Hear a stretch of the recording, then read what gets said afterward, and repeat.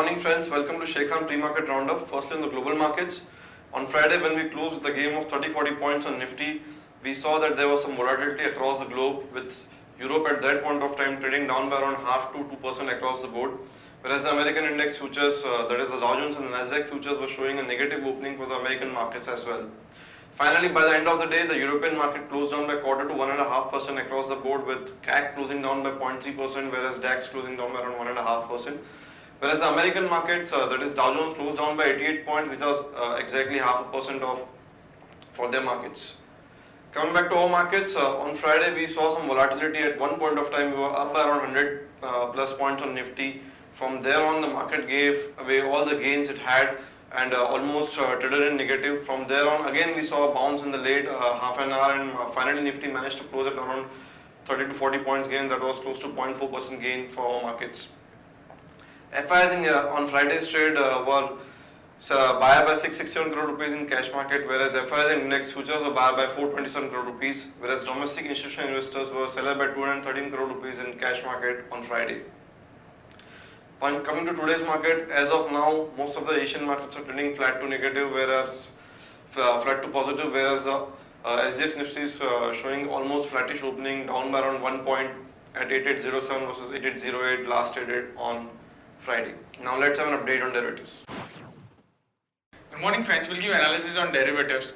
On Friday's trading session, taking positive cues from the international markets, our market reacted on the similar note and opened up with the gap up of around 30-40 odd points, and thereon it continued to inch higher, making new intraday high, and it was where bulls again came into control in the first part of the trade. But in the later part of the trade, after observing the negative cues from the international markets post-lunch, our market gave away all of its gains, and it also went a bit into the negative territory, but still was able to hold on, and then eventually gave a closing with just a 0.40% gain at 8808.20. It was like where it was an early gain and then late collapse, which we have seen in the market in the Friday's trade. On the open interest terms, we have seen an addition of around 0.5%. In the absolute terms, 1.88 lakh shares were added in the open interest, while cost of carry was more or less same at around 9 odd %. It was a bit healthy enough, indicating however majority of the addition which was seen was on the longer side, but it was just a 0.5% addition. Majority of the activity which we have been seeing in the last few trading sessions has been in the long unwinding front, where market participants have been unwinding the long positions, and due to which we have been seeing a very minor addition in the open interest, and majority of the time we have been seeing a reduction in the open interest in Nifty. Put call ratio have increased by 3 basis points from 1.07 to 1.10. After seeing a sharp upside in the middle part of the trade, we have seen a significant amount of unwinding in call options. Simultaneously, 8,800 put options saw a significant amount of addition in the open interest, eventually acting as a strong support for the market. While volatility index has been more or less same at around 14.5 odd levels in Friday's trade. On the option side, not major activity to highlight upon. Only the 8,800 put option was the main focus area in Friday's trading session, where despite market has been drifting lower and taking negative cues from the European markets, they were down more than 1.5 odd %.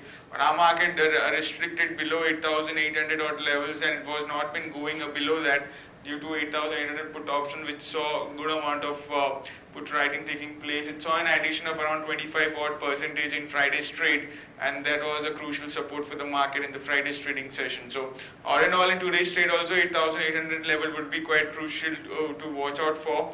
Market has been expected to hold on for at least for the today's trading session, since we have seen good amount of addition to open to 8,800 put option. But if 8,800 put option sees an unwinding in today's trading session, and the fall has been more sharper in today's trade. So all in all, we will be seeing a main focus area for today's trade would be the activity of 8,800 put option for today's trade. There are 5 securities in bank period for today's trade, that is Century Textiles, DLF, HDIL, Kaveri Seeds and Wockhardt Pharma. On the FIs front, they were net buyers in index futures by around 426 crores. After seeing a big long unwinding pressure by the FIs, where FIs have been more of a long unwinding activity which was seen in the last few trading sessions, where the Friday's trade where we have seen FIIs were net buyers and index futures, while index options they were net buyers by 780 odd crores, stock futures net sellers by 522 odd crores, and stock options net buyers by 9 crores only. On the market level of Fridays, we have stands at 8,800 with a lower range at 8,800 and higher range at 8,900. So all in all 8,800 is a crucial level in the derivatives front to be considered. And if 8,800 has been hold on, then we can expect market to see a further bounce back in today's trading session. So it's a focus area of 8,800. SGX Nifty is trading flat. It's down by just 8 odd points. It's quoting at around 8,800. That's it from derivatives. Thank you. Now some important news flow and some trading ideas for the day. The first idea being ICICI Bank. As per media report, the alliance between Baring Asia and India Value Fund Advisors is close to acquiring ICICI Home Finance for a value of 2,300 crore rupees. Action to be taken is long ICICI Bank with a stop at 263 for a target of 276 and 284.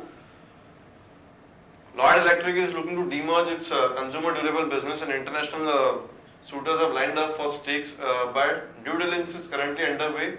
The expected enterprise value of this proposed transaction could be between 1,800 to 2,000 crore rupees. As per media reports, action to be taken is long Lloyd Electric with a stop at 250 for a target of 263 and 268. Some important news flow. Kerosene prices to be raised by around 25 paisa every fortnight. Dr. Reddy Lab inks packed with Amgen to commercialize 3 drugs in India.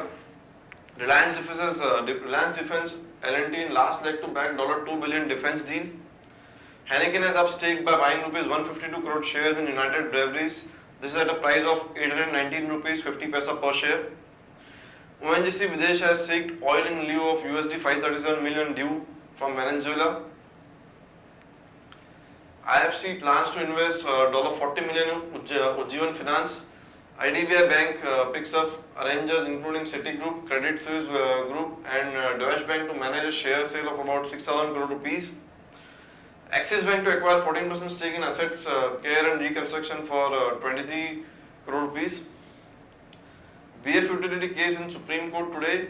Cadila Health Care wins litigation against Shire for Lilarda Enda. Goldman is set to sell 15% of Max Financial Services in rupees 2,400 crore open market deal today. ICICI Prudential rupees 6,000 crore IPO worth to open today. Tata Motors to deliver 5,000 buses to 25 transport undertakings. Reliance Jio blames Airtel for 2 core call failures a day. Arcon to sell Tao business to Brookfield. On the stocks with positive bias for Sun TV, REC Limited, CEAT, and stocks with negative bias on Andhra Bank, Syndicate Bank and DHFL. Stocks for investment are Sun Pharma, Maruti, Britannia, HCL Tech and Grasim. That's all friends from our side. Thanks and have a nice trading session.